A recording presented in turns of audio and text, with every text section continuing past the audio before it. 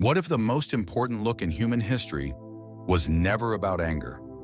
What if the moment Jesus turned and looked at Peter, after Peter denied even knowing him, was not a look of judgment? What if it was something so much more powerful that it broke Peter completely, not because of what it said, but because of what it didn't say?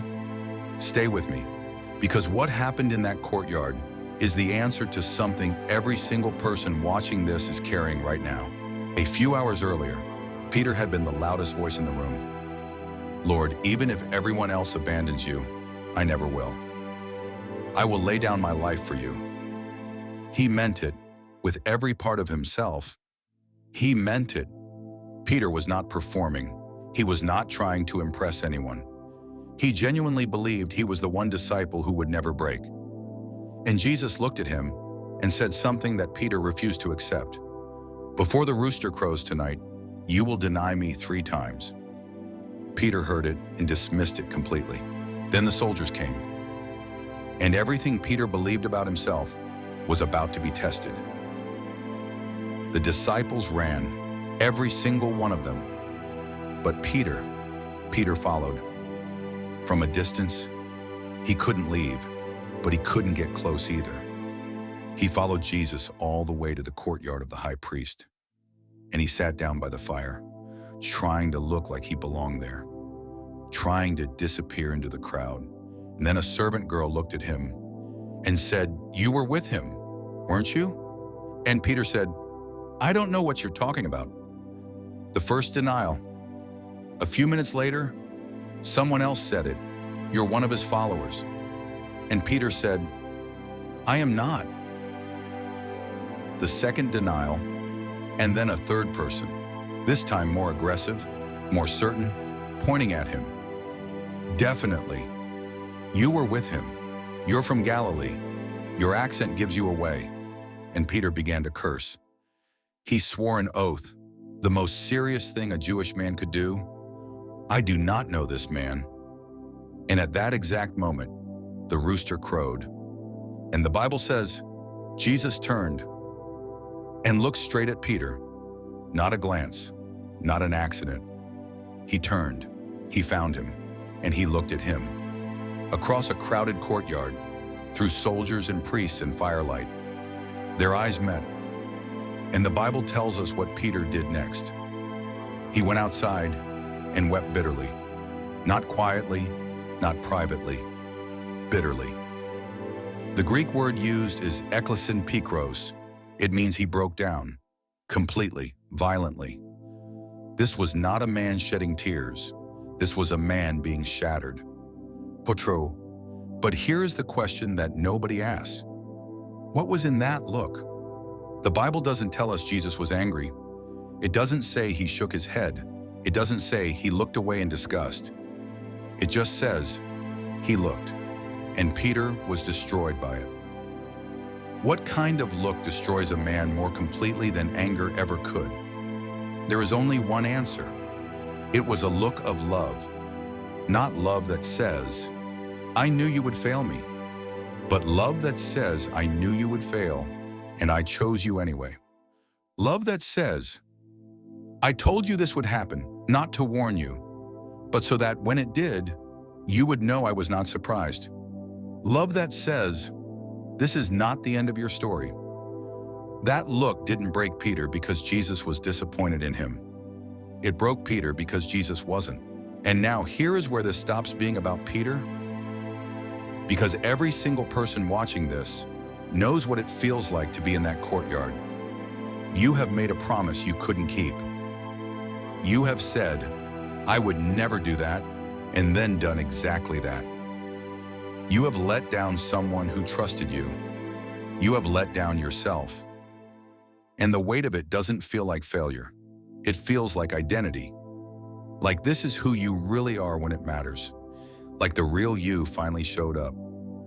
And it's not who you wanted to be. 3 days later, Jesus rose from the dead. And do you know what the angel said to the women at the empty tomb? He said, "Go and tell his disciples." And then he added one name, and Peter. Go and tell his disciples, and Peter. 2 words, and Peter. In the most important announcement in human history, Jesus made sure Peter's name was called. Not to shame him, not to say, "Go find the one who failed me," but to say, "Make sure he knows. Make sure he hears it. Make sure Peter knows that the story is not over." And Peter ran.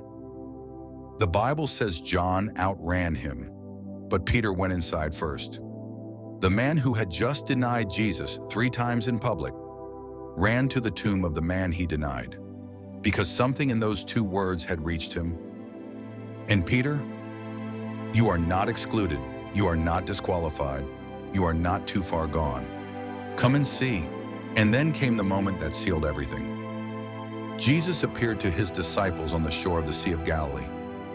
He had made a fire, the same element, fire, the same setting that had witnessed Peter's 3 denials.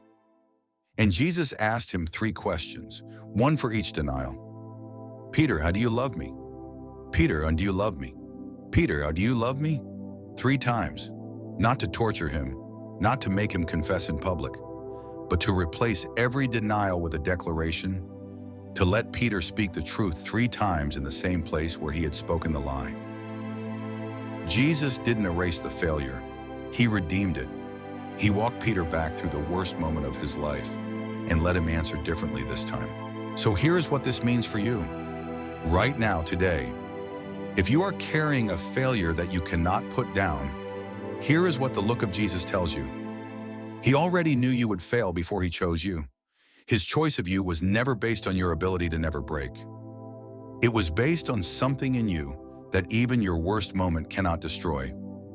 The question is not, how do I get back to who I was before I failed? The question is, do you love me? That is the only question that matters now. Not what did you do, not how bad was it, not can you ever be trusted again. Do you love me? Because if the answer is yes, then like Peter, you are not at the end of your story. You are at the beginning of it. The man who denied Jesus 3 times by a fire became the man who preached to 3,000 people on the day of Pentecost. The man who ran from a servant girl's question became the man who stood before kings and refused to be silent. The failure didn't disqualify him, it prepared him. Because now he knew something no amount of confidence could have taught him.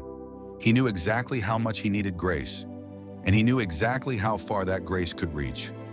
All the way to the bottom, all the way to the fire, all the way to the worst version of yourself, and back.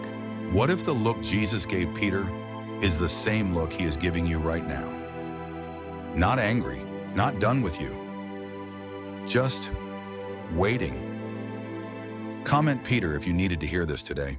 You see, Peter returned to the sea, a place of familiarity, a place where hard work and peace collide. But now with each cast of the net, there is a memory. Jesus once called him from this very water, from fisherman to fisher of men. And here on this quiet morning, there's a stillness and a whisper. Peter learned that new beginnings often rise from old waters, knowing he is casting not just for fish, but casting his heart into a new horizon. And in the heart of Jerusalem, life pulsates as if nothing ever changed. Yet it did. Unseen to the bustling market, a shift in the landscape of souls, bound by promises and failures, redeemed by grace and love. Among the throngs are others like Peter, finding their feet, finding their voice, discovering hope born of ashes, just as Peter discovered, just as we are invited to discover. That failure is not a sentence, but a spark that ignites the flames of rebirth, courage, and a purpose whispered by something greater.